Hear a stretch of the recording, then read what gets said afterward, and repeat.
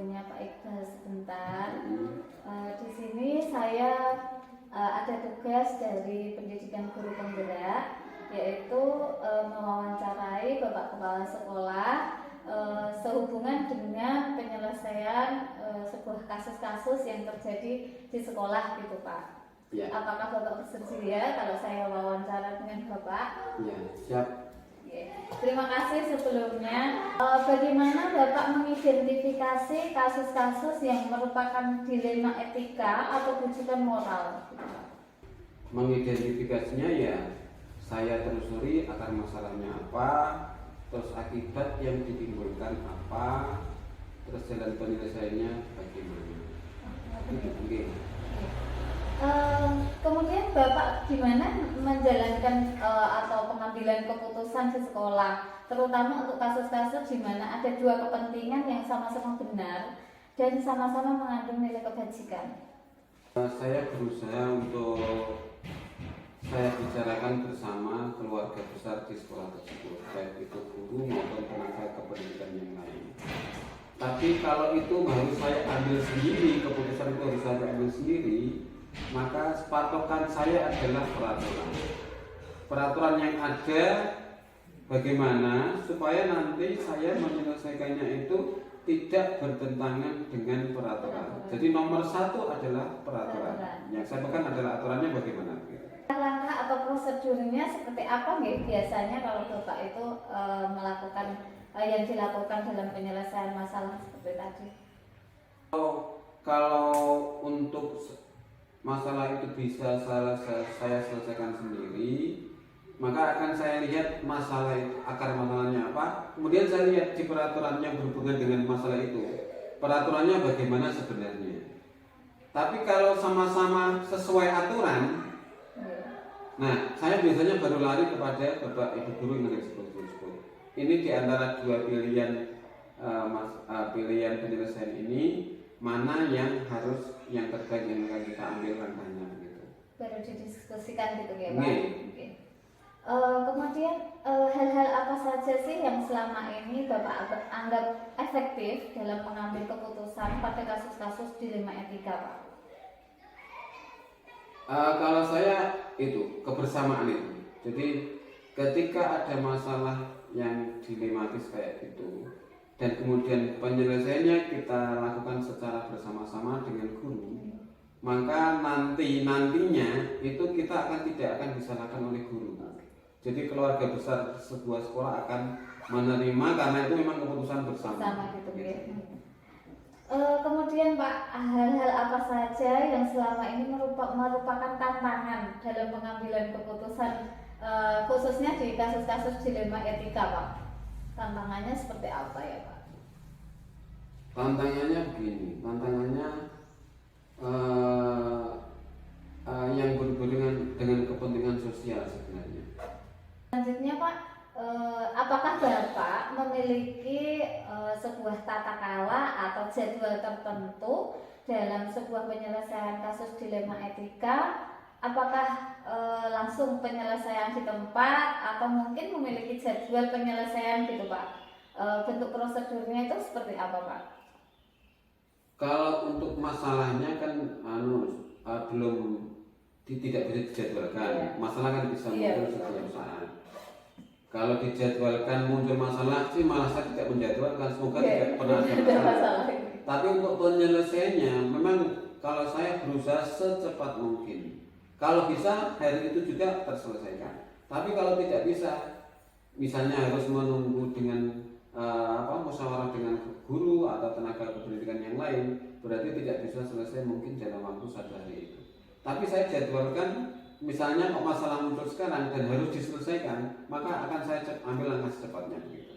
Ya, faktor-faktor apa sih yang selama ini mempermudah atau membantu Bapak dalam pengambilan keputusan, khususnya di kasus-kasus dilema etika?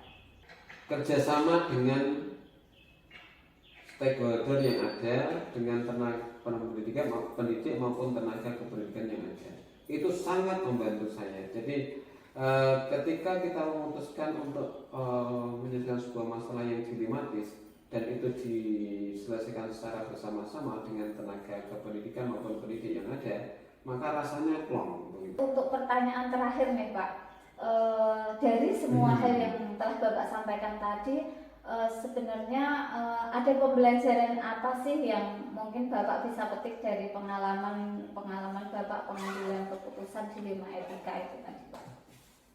Bukan. Jadi ada dua hal pelajaran yang saya ambil dari peristiwa dilema etika itu. Yang pertama, penguasaan peraturan, apalagi saya masih baru, jadi peraturan-peraturan yang berhubungan dengan kedinasan, terutama hal-hal yang belum saya dapatkan selama saya menjadi guru, itu masih banyak yang harus saya pelajari dan saya kuasai. Kemudian yang kedua tadi, pentingnya kerjasama, pentingnya mitra kerja kita ketika menyelesaikan masalah-masalah dilema etika seperti itu. Terima kasih untuk waktunya. Nih.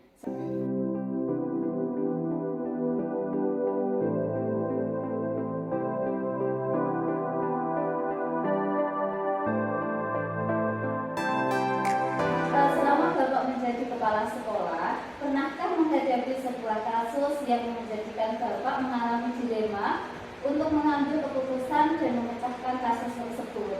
Oke, nah beberapa masalah memang itu menimbulkan rasa yang kurang enak bagi saya untuk menyelesaikannya. Jadi rasanya itu ada, ini benar atau tidak, nanti keputusannya saya ambil itu masih ada. Ketika Bapak mengalami masalah tadi, selama ini Bapak mengidentifikasi kasus-kasus tersebut itu sebagai dilema etika atau bersifat moral itu seperti apa Pak? Nah, setiap masalah pasti kan ada beberapa faktor penyebabnya. Nah, antara satu dan yang lainnya itu harus kita pertimbangkan dulu, mana yang nilainya baik, kemudian mana yang nilainya kurang baik gitu. Apabila masalahnya itu berbenturan antara yang baik dengan yang baik, pastinya kan harus kita pertimbangkan mana yang nilai kebaikannya lebih tinggi gitu. Kalau masalahnya antara baik dan kurang baik, kan pasti sudah ada kecondongan, pastinya harus ke arah yang baik. Oke, jadi selama ini bagaimana Bapak menjalankan atau mengambil keputusan di sekolah, terutama untuk kasus-kasus di mana dua kepentingan yang sama-sama benar atau sama-sama mengandung nilai kebajikan, Pak?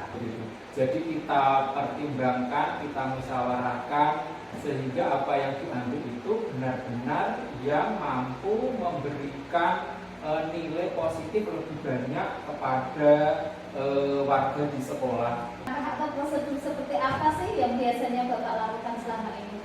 Nah, untuk menghadapi sebuah masalah itu pastinya kita harus identifikasi dulu masalahnya seperti apa, kemudian kita akan menyelesaikannya itu seperti apa begitu. Nah, biasanya kalau di sekolah saya itu setiap ada masalah itu saya tidak putuskan sendiri, meskipun nanti ujung tombaknya tetap keputusannya di saya, tetapi dalam prosesnya saya selalu melibatkan guru-guru di sekolah. Terus hal-hal apa sih yang selama ini Bapak anggap efektif dalam mengambil keputusan pada kasus-kasus dilema etika? Lebih efektif kalau kita itu penyelesaiannya itu dengan mempertimbangkan banyak hal itu tadi, mana yang nilai kebajikannya itu lebih tinggi, dan itu kita musyawarahkan bersama dengan guru-guru lain sehingga nanti hasilnya itu juga tidak memberatkan salah satu pihak begitu. Jadi memang keputusannya itu hasilnya itu benar-benar efektif dihasilkan dari musyawarah semua warga di sekolah. Terus hal-hal apa saja sih yang selama ini merupakan tantangan dalam pengambilan keputusan pada kasus-kasus dilema etika, Pak? Nah, tantangannya memang itu lebih berat daripada kalau kita memutuskan baik dan buruk. Karena itu baik dan baik.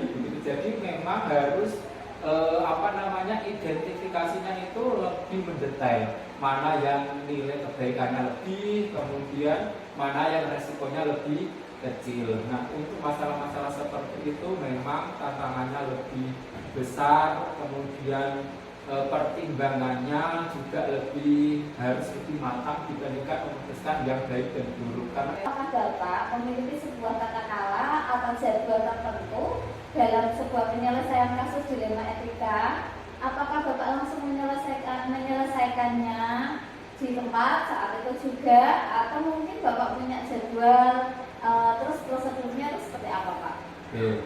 Nah, selama ini kalau di sekolah kami itu tidak ada jadwal untuk menyelesaikan masalah. Karena kan kita tidak tahu kapan masalahnya itu akan ada atau muncul begitu. Jadi ketika ada masalah, ya saat itu juga kita harus segera mengatasinya supaya masalah itu tidak berkelanjutan begitu. Tetapi kalau jadwal untuk musyawarah itu ada. Adakah seseorang atau faktor-faktor apa yang selama ini dapat mempermudah atau membantu Bapak dalam mengambil keputusan dalam kasus-kasus dilema etika Pak? Oke. Nah, orang-orang yang membantu tentunya orang-orang yang berada di lingkungan masalah tersebut, seperti guru-guru senior di sekolah kita itu, mereka kan pengalamannya sudah jauh lebih banyak dibandingkan saya. Jadi masukan-masukan dari mereka. Kemudian kalau saya juga kadang itu minta pertimbangan dari Bapak Kepala Sekolah yang terdahulu, karena beliau kan sudah lama menjabat, jadi pengalamannya juga jauh lebih banyak. Itu kadang juga saya mintai pertimbangan. Kalau ada masalah seperti ini itu baiknya bagaimana Pak gitu. Nah, kemudian kalau misalnya dari dalam sendiri belum bisa menghasilkan satu keputusan yang dianggap layak, itu saya biasanya minta bantuan dari pihak luar, misalkan seperti dari Bapak Pengawas, dari Satpol, atau dari pihak-pihak lain yang saya anggap bisa ikut membantu menyelesaikan masalah tersebut. Dari semua hal yang telah Bapak sampaikan tadi, pembelajaran apa sih yang dapat kita ambil sebagai pengalaman Bapak mengambil keputusan di dilema etika? Oke. Setiap masalah yang kita atasi itu harus dipertimbangkan mana yang memiliki nilai lebih, kemudian mana yang memiliki resiko yang lebih sedikit gitu kan. Oke, terima kasih atas waktunya kami.